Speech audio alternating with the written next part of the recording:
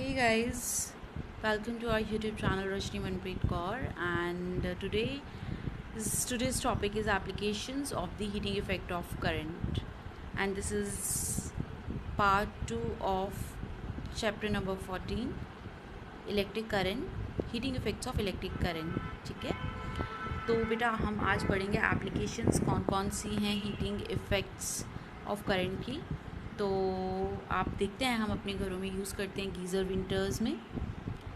क्या कॉन्सेप्ट है इसके पीछे? Same concept. करंट फ्लो करता है जब भी कंडक्टर से, तो हीट एनर्जी प्रोड्यूस होती है, and in geyser we are using same heat energy to rise the temperature of water, right? So this is the first application we have read. Now second is hair dryer. In hair dryer again electricity is passing, and because of that heat is generating, and that heat is we are using this heat energy to dry our hairs. Okay, अब next है हमारा room heater. Room heater में भी बेटा same concept है. हम winters में use करते हैं जब हीट एनर्जी यहाँ पर प्रोड्यूस होती है इलेक्ट्रिक करंट फ्लो होने से, तो उस हीट एनर्जी का हम यूज़ करते हैं अपने आप को वार्म करने के लिए, राइट? इस जो रूम हीटर्स हैं, here we are using some filaments, they have very high resistance. उनका रेजिस्टेंस बहुत हाई होता है, जिस कारण मैक्सिमम हीट एनर्जी जो है वो प्रोड्यूस की जा सकती है, राइट? नेक्स्ट है हमारा टोस्टर. टोस्टर आप देखते हैं इलेक्ट्रिकल, पहले मैनुअल टोस्टर्स भी होते थे, अब इलेक्ट्रिकल टोस्टर्स होते हैं.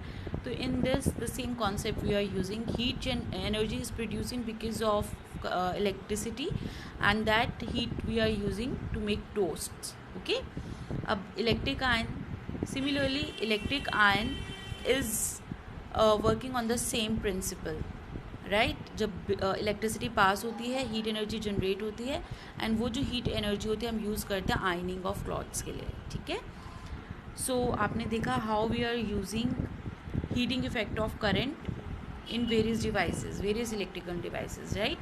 So we use every day many appliances that work on the property of the heating effect of electric current. For example, the electric room heater, electric roti maker, electric iron, toaster, hair dryers, electric stove, immersion water heater, food warmer, electric coffee maker, electric rice cooker and geyser all work on the property of the heating effect of electric current. Okay, so I hope आपको ये clear हो गया. अब हम आगे बढ़ते हैं. heating element, yes, it is very important. देखिए बेटा क्या होता है, electrical heating appliances have coils of wire that produce heat. जो इलेक्ट्रिकल हीटिंग अप्लाइंसेज होते हैं ना बेटा, उनमें वायर जो होते हैं उसकी कॉइल्स होती हैं. कॉइल्स का मतलब इस तरीके से ना, कॉइल्स इस तरीके से ऐसे बनी होती हैं कॉइल्स. ठीक है, तो अब वो जो कॉइल्स होती हैं वो मैक्सिमम इस सीधी वायर के जगह ये जो कॉइल्स वाली वायर होती है ये ज़्यादा हीट एनर्जी प्रोड्यूस करती है, राइट? बहुत ज़्यादा comparatively, which are known as heating element, और इन्हीं को हीटिंग एलिमेंट कहा जाता है. ठीक है, as current flows through these electrical appliances, the coils of wire inside them turn bright orange, red in color. जैसे जैसे करंट फ्लो करता है ना इन इलेक्ट्रिकल अप्लाइंसेस से, जो कॉयल होती है वायर की उसके अंदर, वो एकदम ब्राइट ऑरेंज हो जाती है गर्म होने के कारण. This is because a huge amount of heat is produce. वो इसीलिए हुआ ना कि हीट एनर्जी प्रोड्यूस हुई. तो different appliances have different types of heating elements. अलग अलग अप्लाइंसेज में अलग अलग टाइप के हीटिंग एलिमेंट्स होते हैं. The type of heating element depend on the function of the appliance. जो टाइप है हीटिंग एलिमेंट का वो डिपेंड करता है कि अप्लाइंस को हम किस पर्पज़ के लिए यूज़ करें, उसका क्या काम है. Some appliances are required to produce more heat than others. कई अप्लाइंसेज में हमें ज़्यादा हीट की ज़रूरत होती है. फॉर एग्जांपल देखो, अगर हमें कपड़े प्रेस करने हैं हमें ज़्यादा हीट चाहिए, लेकिन अगर हमें हेयर ड्राई करना है तो हमें कम हीट चाहिए कंपैरेटिवली, है ना? तो इस तरीके से कुछ अप्लाइंसेज में ज़्यादा हीट चाहिए, कुछ में कम. Usually an alloy nichrome with very high melting point is used for making heating element. बेटा एक ना अलॉय होती है. अब पहले तो आप ये समझिए कि अलॉय होती क्या है. अलॉय जो होती है वो मिक्सचर होता है डिफरेंट मेटल्स का। जब डिफरेंट टाइप के मेटल्स को हम मिक्स कर देते हैं ना, तो मिक्स क्यों करते हैं? मिक्स इसलिए करते हैं ताकि जो जो मेटल हम मिक्स कर रहे हैं उनकी अच्छी अच्छी प्रॉपर्टीज़ जो हैं वो मिक्स करने पर जो अलॉय बन रही है उसमें आ जाए। तो मिक्सचर ऑफ मेटल्स से जो बनती है वो अलॉय होती है। तो ऐसे ही निक्रोम एक अलॉय है जो कि हम यूज़ करते हैं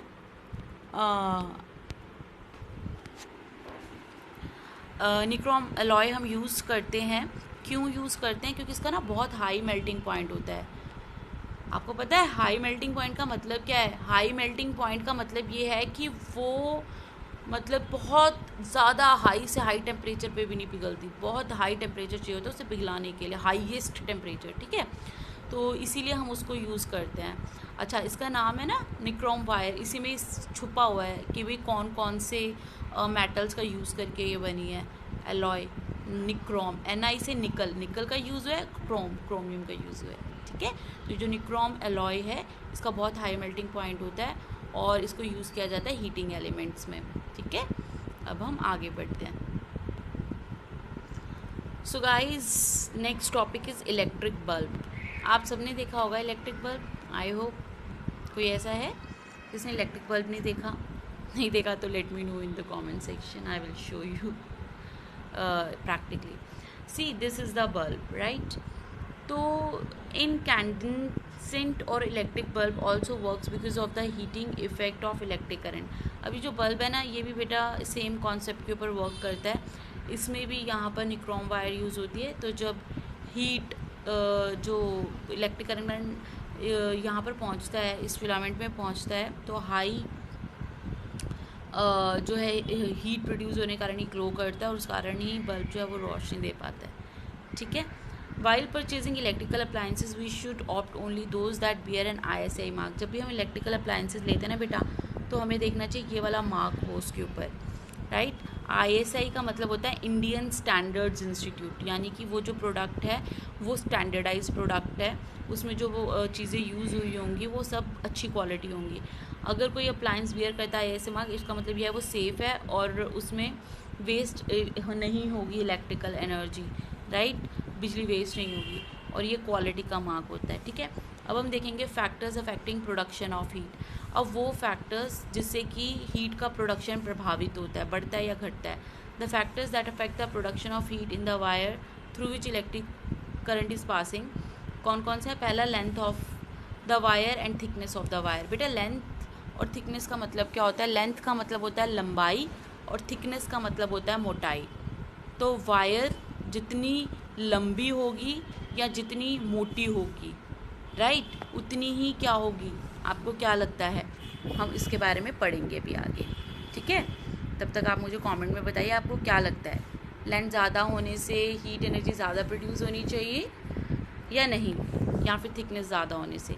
दूसरा हमारा जो फैक्टर है बेटा वो है duration of flow of current, कि कितने टाइम के लिए करंट फ्लो हो रहा है, ज़्यादा टाइम के लिए फ्लो हो रहा है या कम टाइम के लिए। और तीसरा फैक्टर है मटेरियल ऑफ द वायर, कि जो वायर है वो किस चीज़ की बनी हुई है। तो ये वो फैक्टर्स हैं जो ये जो हीटिंग इफेक्ट प्रोड्यूस हो रहा है उसको प्रभावित करते हैं, ठीक है। Thus wires of different materials and different lengths and thickness are use for different purposes, ठीक है ना। तो जहाँ हमें कम हीट चाहिए वहाँ पर हम फिर उस हिसाब से मटेरियल यूज़ करते हैं, लेंथ यूज़ करते हैं, थिकनेस जहाँ ज़्यादा चाहिए वहाँ पे उस हिसाब से। The wire use for making electrical circuits not normally become heat. हम ना जो वायर्स यूज़ करते हैं इलेक्ट्रिकल सर्किट्स के लिए नॉर्मली वो ज़्यादा हीट प्रोड्यूस नहीं करती, ताकि कोई एक्सीडेंट ना हो जाए, तो हम इसलिए normal cases normal wires use करते हैं। However the elements of some electrical appliances become so hot that they are easily visible as in the case of glowing filament of an electric bulb. लेकिन अगर हम कुछ elements हैं, right, कुछ electrical appliances के कि वो इतने गर्म हो जाते हैं कि हम देख सकते हैं कि वो कैसे ग्लो करने लगता है गर्म होने के कारण, जैसे कि इलेक्ट्रिक बल्ब में वो फिलामेंट होता है ना। तो समटाइम्स द वायर में become so hot that it में इवन मेल्ट। और कई बार वायर्स इतनी गर्म हो जाती है कि वो पिघल ही जाती हैं जब उनमें करंट पास करता है। ऐसी सिचुएशन में इलेक्ट्रिकल फ्यूज़ हो जाता है, right. In this situation electrical fuse is used to prevent the wire from melting. तो इसीलिए हम क्या करते हैं, हम इलेक्ट्रिकल फ्यूज़ यूज़ करते हैं ताकि हम प्रिवेंट कर सकें कि वायर जो है वो मेल्ट ना हो। आपने कभी देखा होगा अपने घरों में फ्यूज़ लगे हुए, ये देख सकते हैं आप, फ्यूज़ देख रहे हैं आप, ये जो या फ्यूज़ जो देख रहे हैं बेटा, ये जो फ्यूज़ होते हैं ये आपका जो स्विच बोर्ड होता है उसी के साथ लगे रहते हैं, राइट। तो ये जो इलेक्ट्रिक फ्यूज़ होते हैं ये बचाते हैं कि घर में जो हमारे बाकी अप्लाइंसेस हैं उनका ब्रेक डाउन ना हो। तो क्या होता है, इनमें जो वायर होती है वो भी निक्रोम वायर यूज़ होती है, तो एकदम अगर वोल्टेज बढ़ती है घटती है तो एकदम हीट एनर्जी प्रोड्यूस होती है, तो शॉर्ट सर्किट हो जाता है, राइट। तो शॉर्ट सर्किट प्रोड्यूस होने के कारण क्या होता है कि पूरा लाइट चली जाती है, क्योंकि कनेक्शन जो है वो डिसकनेक्शन हो जाता है, बिकॉज कट आउट हो जाता है ना वायर। ये टूटने से क्या है, घर का जो बिजली का जो सर्किट है पूरा चल रहा होता है वो ओपन हो जाता है, तो जिसके कारण क्या होता है बिजली एकदम चली जाती है। इसे हम कहते हैं शॉर्ट सर्किट हो गया, ठीक है। तो इसलिए इलेक्ट्रिक फ्यूज़ है ना अच्छी बात होती है। अगर ऐसा ना हो, हमने फ्यूज़ ना लगाया हो, तो क्या होगा कि एकदम हाई वोल्टेज आएगी या एकदम घटेगी बढ़ेगी, तो जिस कारण हमारे जो इतने कॉस्टली अप्लाइंसेस होते हैं वो सब बर्न हो सकते हैं। रेफ्रिजरेटर्स हैं, एसीज़ हैं, टीवीज़ हैं, ठीक है। अब हम आगे देखते हैं कॉम्पैक्ट फ्लोरोसेंट लैम्प्स क्या होते हैं, CFLs। आपने देखा होगा कि पीछे मोदी जो गवर्नमेंट है उन्होंने CFL के ऊपर काफ़ी ज़ोर दिया था कि ये बिजली बचाते हैं, हमें मैक्सिमम टू मैक्सिमम यूज़ करना चाहिए। क्या खासियत है इनकी? We use electric bulbs to obtain light. क्यों यूज़ करते हैं हम बल्ब? लाइट ऑब्टेन करने के लिए। Due to heating effect some part of the energy receive by the bulb is use to warm it up. अब देखो क्या होता है ना कि वो गर्म हो जाते हैं, तो अब क्या होता है क्योंकि वो गर्म हो जाते हैं तो मैक्सिमम जो जितनी इलेक्ट्रिकल एनर्जी आ रही है उसका कुछ हिस्सा तो वो गर्म होने में लग रहा है, जबकि हमें गर्मी नहीं चाहिए, हमें सिर्फ रोशनी चाहिए। तो यानी वो एनर्जी तो वेस्ट हो रही है जो उसको गर्म होने में लग रही है ना। तो hence some electricity is wasted, तो कुछ तो बिजली वेस्ट हो रही है। CFL don't depend on the heating effect of electricity to produce light. तो अब CFL है वो इलेक्ट्रिसिटी के हीटिंग इफेक्ट के ऊपर डिपेंड नहीं करते लाइट प्रोड्यूस करने के लिए, since they do not use filaments, क्योंकि इनके पास तो फिलामेंट होता ही नहीं है। Using CFL instead of ordinary bulb minimises the wastage of electricity. तो क्या होता है कि CFL यूज़ करने से ऑर्डिनरी बल्ब की जगह इलेक्ट्रिसिटी की वेस्टेज जो है कम होती है। इन CFL light is generated using 2 electrodes. अब आप सोचेंगे कि अगर उसमें ये कॉन्सेप्ट नहीं है तो होता क्या है, CFL में लाइट प्रोड्यूस कैसे होती है? एक्चुअली होता क्या है, CFL में लाइट प्रोड्यूस होती है 2 इलेक्ट्रोड्स का यूज़ करके। द फ्लोरोसेंट कोटिंग, जो फ्लोरोसेंट कोटिंग होती है अंदर, जो CFLs के अंदर जो कोटिंग होती है ट्यूब्स के अंदर, उस वो जो इलेक्ट्रोड्स के कारण वो जो कोटिंग है वो चमकती है। फ्लोरोसेंट कोटिंग, फ्लोरोसेंट वही होता है जो लाइट के कारण चमके, इस कारण लाइट जो है वो ब्राइटर आती है, ठीक है बेटा। तो आप जो हैं देख सकते हैं, यहाँ पर मैं आपको शो करती हूँ एक बल्ब, देखिए, सी दिस बल्ब, राइट। ये भी वही CFL है, राइट। तो ये जो बल्ब्स होते हैं ये हीट एनर्जी प्रोड्यूस नहीं करते हैं, ये सिर्फ क्या करते हैं, ये सिर्फ जो है फ्लोरोसेंट कोटिंग होती है, तो इलेक्ट्रिसिटी के कारण वो कैथोड्स जो हैं, जो इलेक्ट्रोड्स होते हैं, एक होता है कैथोड एक होता है एनोड, आप सीनियर क्लासेस में उसके बारे में डिटेल में पढ़ेंगे। उनके कारण जो जब इनके ऊपर जो फ्लोरोसेंट कोटिंग है इसके ऊपर लाइट पड़ती है तो ये बहुत ब्राइटली मतलब बहुत ज़्यादा ब्राइट तरीके से चमकता है और हमें लाइट देता है, ठीक है। तो हमारा अब नेक्स्ट टॉपिक है इलेक्ट्रिक फ्यूज़। क्या है इलेक्ट्रिक फ्यूज़? हम डिटेल में किसके बारे में पढ़ेंगे? इलेक्ट्रिक फ्यूज़ के बारे में, okay. The electric fuse works on the principle of heating effect of current. अब क्या होता है, जो इलेक्ट्रिसिटी का हीटिंग इफेक्ट है उसी प्रिंसिपल पर बेस्ड है इलेक्ट्रिक फ्यूज़ भी। An electric fuse is a safety device to prevent damage to an electrical circuit when excessive current flows through it. मैंने बताया आपको इलेक्ट्रिक फ्यूज़ जो है ये सेफ्टी का काम करता है। जब भी वोल्टेज बढ़ती घटती है, एक्सेसिव करंट एकदम फ्लो करता है, तो उसके कारण वोल्टेज जो है इंक्रीज़ होती है डिक्रीज़ होती है। तो क्या होता है, इलेक्ट्रिक फ्यूज़ जो होता है इसके अंदर निक्रोम वायर है वो ब्रेक हो जाती है और घर का जो सारा इलेक्ट्रिसिटी कनेक्शन है वो ब्रेक हो जाता है और हमारे महंगे अप्लाइंसेस जो है ख़राब होने से बच जाते हैं। It is made of a special material, it has a rating in amperes printing on the outside. ये एक बहुत ही स्पेशल मटीरियल से बनी होती है और उस पर हर फ्यूज़ के ऊपर रेटिंग होती है एम्पियर्स की, बाहर लिखी होती है उनके। There is a maximum of the current that can safely flow through a fuse. उसमें लिखा रहता है कितना मैक्सिमम टू मैक्सिमम करंट जो है सेफली फ्लो कर सकता है इस फ्यूज़ से, ठीक है। इफ़ द करंट इंक्रीजेज, अगर तो करंट बढ़ जाता है, ठीक है। अगर करंट बियॉन्ड लिमिट बढ़ जाता है, एक लिमिट से ज़्यादा बढ़ जाता है, the wire in the electric fuse melts and breaks off. तो जो वायर होती है ना इलेक्ट्रिक फ्यूज़ में, वो पिघल जाती है और ब्रेक हो जाती है। For example if fuse rating is 5 ampere, for example अगर फ्यूज़ की रेटिंग 5 एम्पियर है, 5 एम्पियर मैंने बताया था ना, एम्पियर किसकी यूनिट है, करंट की यूनिट है ना, तो सिर्फ 5 एम्पियर है। Then a current greater than 5 ampere will blow the fuse. तो अगर करंट 5 एम्पियर से ज़्यादा आया तो फ्यूज़ ब्लो हो जाएगा। The fuse is then said to have blown off. क्या हो जाएगा, ब्लोन ऑफ, ख़राब, मतलब जो वो अंदर वायर है वो ब्रेक हो जाएगी और सर्किट ओपन हो जाएगा। The circuit is broken and current stop flowing through it, और करंट फ्लो करना बंद हो जाएगा। Thus a fuse prevent fires and damage to electrical circuits. इसी तरीके से फ्यूज़ हमें बचा लेता है हमारे जो इलेक्ट्रिकल अप्लाइंसेज उनमें आग लगने से, किसी भी तरीके के नुकसान से। There are various type of fuses, तरह तरह के फ्यूज़ेज़ हैं। Some fuses are used only in buildings, कुछ फ्यूज़ेज़ सिर्फ बिल्डिंग्स में यूज़ होते हैं। While other are use in appliances, जबकि कुछ जो और हैं वो अलग अलग अप्लाइंसेस में यूज़ होते हैं। One should always use proper fuses which have been specified for particular application carrying ISI mark. मैंने आपको ISI मार्क के बारे में बताया क्या होता है ना। तो हमेशा हमें वही ISI मार्क फ्यूज़ लेने चाहिए, और जो हमारी रिक्वायरमेंट है उस हिसाब से ही यूज़ करना चाहिए। Fuses in plugs are made in standard rating, जो फ्यूज़ेस होते हैं प्लग्स में उनकी स्टैंडर्ड रेटिंग होती है। मोस्ट कॉमन क्या होते हैं, 3 ampere, 5 ampere, 13 ampere. Using a metal strip और just a wire in place of fuse can be fit. अगर हम सिर्फ एक मेटल की स्ट्रिप और एक सिंपल सी वायर यूज़ कर लेंगे फ्यूज़ की जगह, तो फ्यूज़ की जगह, तो उससे बहुत ही जो है मेजर एक्सीडेंट हो सकता है, बहुत ही ज़्यादा नुकसानदायी हो सकता है। ठीक है, तो हमने पढ़ा फ्यूज़ के बारे में। सो गाइस, अब हम करेंगे मिनिएचर सर्किट ब्रेकर्स।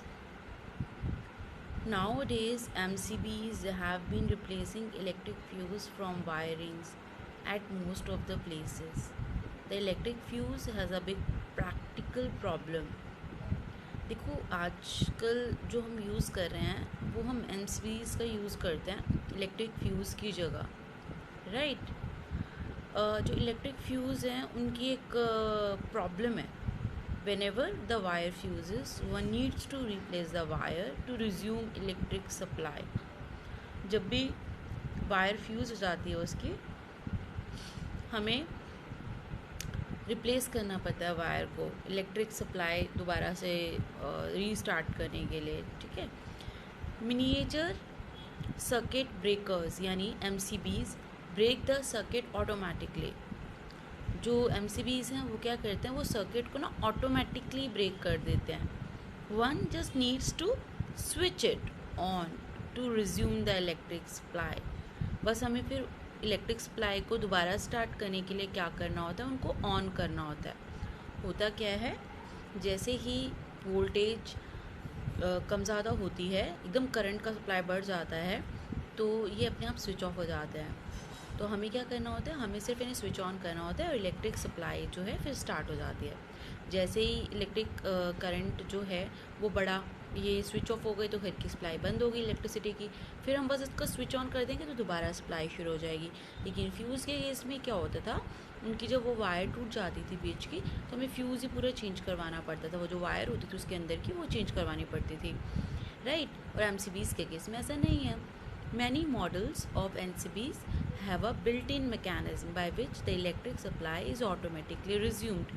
कई तो ऐसे मॉडल्स भी MCBs के जिसमें कि अंदर ही एक ऐसा मैकेनिज्म होता है जिससे कि जो इलेक्ट्रिक सप्लाई है वो ऑटोमेटिकली शुरू हो जाती है अपने आप। One should always look for ISI mark on MCBs also. MCBs लेने से पहले भी हमें हमेशा ISI मार्क को ध्यान में रखना चाहिए, ठीक है, जो कि एकमात्र सिंबल है जो हमें ये बताता है कि जो क्वालिटी है इलेक्ट्रिकल अप्लायंस की वो बढ़िया है। ठीक है, रीजंस फॉर एक्सेसिव करंट। अब हम बार बार ये बात कर रहे हैं कि अगर करंट बढ़ता है घटता है तो ऐसा हो जाता है वैसा हो जाता है, लेकिन रीज़न क्या है और ये करंट आता कहाँ से है।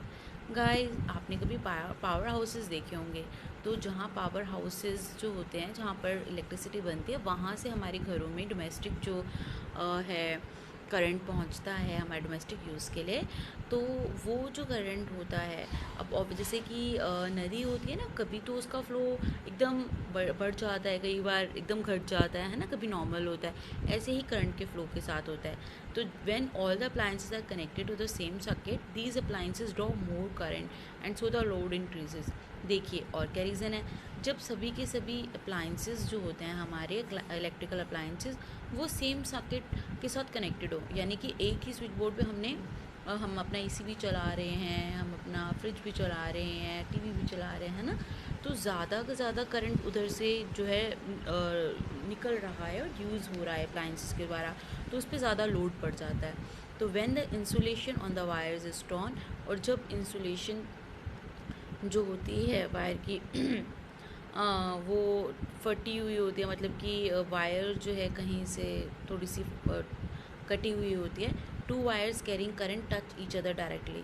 तो ऐसे में क्या होता है, जो दो वायर्स हैं दोनों में करंट फ्लो हो रहा है जिसको टच कर देते हैं, दिस कॉजेज अ स्पार्क, जिससे कि क्या हो जाती है, एक चिंगारी निकलती है, विच लीड्स टू फायर, जिससे आग लग जाती है। This is termed as short circuit, और इसी को कहते हैं short circuit. If a fuse is not used, अगर फ्यूज़ ना यूज़ करें हम, then overloading and short circuit result in fire. तो क्या हो सकता है, ओवरलोडिंग के कारण और शॉर्ट सर्किट के कारण फायर लग सकते हैं। ठीक है, आई होप आपको ये क्लियर हो गया होगा। अब हम करेंगे magnetic effect of electric current. Electric current जो है उसके हमने पढ़ा था ना, इलेक्ट्रिक करंट के 3 इफ़ेक्ट हैं, उनमें से एक हीटिंग इफ़ेक्ट था पहला, दूसरा मैग्नेटिक इफ़ेक्ट। अब हम मैग्नेटिक इफ़ेक्ट के बारे में पढ़ेंगे। Magnetic effect of electric current. Hans Christian Oersted was the first to show that electric current also produces magnetic effect. He kept a magnetic compass.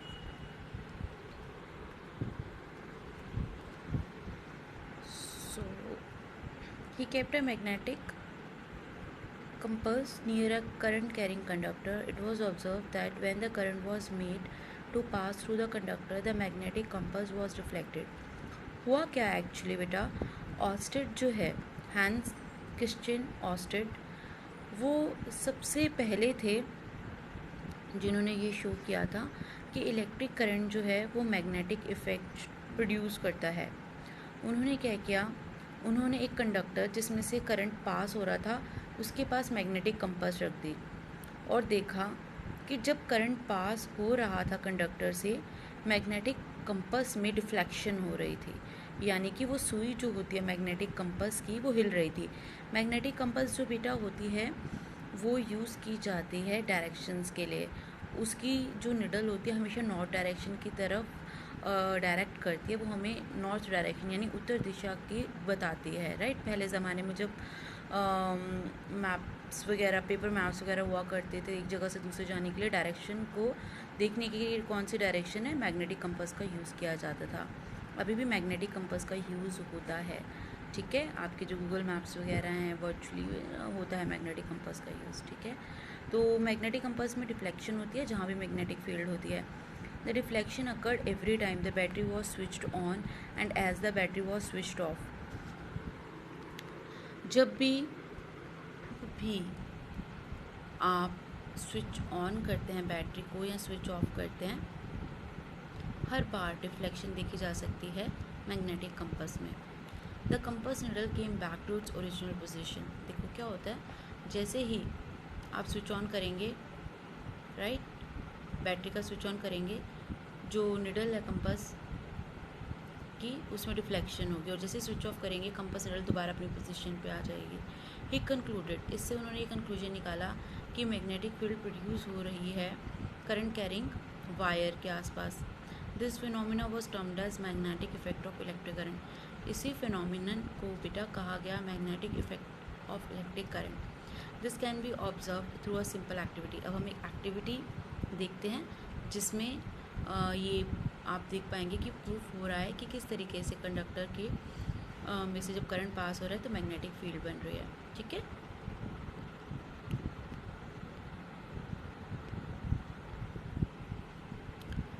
To observe the magnetic effect of electric current, material क्या चाहिए, एक copper wire, electric cell, magnetic needle और की।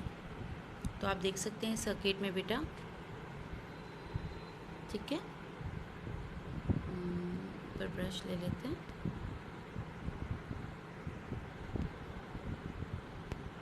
हाँ जी, तो बेटा आप यहाँ देख सकते हैं ये सर्किट है। ये जो देख रहे हो ना, ये मैग्नेटिक नीडल है। ये की है, ये वायर है। तो जैसे ही, और यहाँ सेल लगा हुआ है, ठीक है, छोटा सा दिख नहीं रहा क्लियर, सेल लगा हुआ है। तो जैसे स्विच ऑन करेंगे, यहाँ पर आप देख सकते हैं इसमें स्विच ऑन किया हुआ है सर्किट में। तो ये जो निडल है इसकी डिफ्लेक्शन दिख रही है, झुक रही है। यहाँ सीधी थी, यहाँ देखो नॉर्थ वाली उस तरफ अट्रैक्ट हो रही है ना। तो ये प्रूफ कर रहा है कि जब भी करंट जो है वो पास होता है वायर में से, तो डिफ्लेक्शन होती है मैग्नेटिक निडल में। और वो इसीलिए होती है क्योंकि मैग्नेटिक फील्ड कंडक्टर के आसपास प्रोड्यूस हो रही होती है, ठीक है। तो इस एक्टिविटी में यही बताया गया है। आई एम श्योर गाइस आपको कॉन्सेप्ट क्लियर हो गया होगा। अब मिलते हैं नए वीडियो के साथ। Till then take care, bye bye.